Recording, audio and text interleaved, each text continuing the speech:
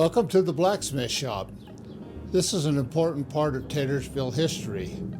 It's called a blacksmith shop because a smith is a person who makes things, and black because of the fire that's used to heat the iron to make things. There are many tools that a blacksmith uses. This is a forge. There's a fire in the forge, and what the blacksmith will do will take a piece of raw iron, and it's called a pig. That's placed in the fire and heated until it's yellow hot. When it gets to be that hot, then the blacksmith starts to use some of the other tools. He will take the heated iron out of the forge with a pair of tongs, and he will use a hammer, and then he will start to shape the iron into whatever sort of a tool that he's trying to make. He uses an anvil to beat on the iron. It's a noisy and dirty job. When he's finished, after many heatings and many poundings, he will end up with something important that's usable for the farmer or the rancher, like this horseshoe. He can make all kinds of tools. This is really the hardware store of the community. They didn't have hardware stores then, so everything that they needed to be made. Some of the tools that blacksmiths made were things like wrenches, cutting blades like these hand sickles. There are larger tools like these scythes that were used to harvest the grain.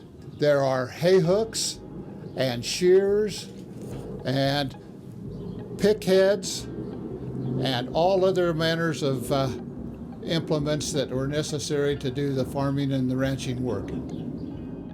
Some of the important things that were made were things like this. This is an iron rim for a wagon wheel. During the early days, all the transportation was done on wagons. Wheels were made by the thousands. The internal portion of the wheel was made out of wood with metal bounds that sat like this within the rim. Then there were wooden spokes that held the wheel together. Without these sorts of parts and tools, very little could have been done in the Taylorsville community in those early days. This blacksmith shop was given to the city of Taylorsville by the Deverall family, who were blacksmiths for many years and served the needs of the community and did a great job and very, very generous in providing this for the city.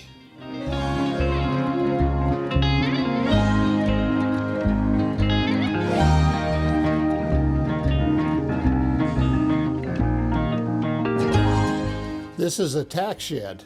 Tack is short for tackle. The tackle that's used here are the parts and pieces that are used for horses. The tack shed was donated to the city of Taylorsville by a gentleman by the name of Hugh Bringhurst, who was very much involved in the Bennion area of the community and who was a well-known person who was involved in agriculture and ranching in the community. We have some saddles that were used for riding horses, along with bridles and other appropriate equipment. The riding horses were used for transportation and for working with livestock. We also have several pieces of harness. Harness were used for draft horses, horses that were used for pulling, things like wagons or coaches or surreys, or even farming implements like plows and rakes. On those draft horses are very heavy. They weigh between 80 and 150 pounds each. So each of those horses had quite a load before they even started their task of pulling.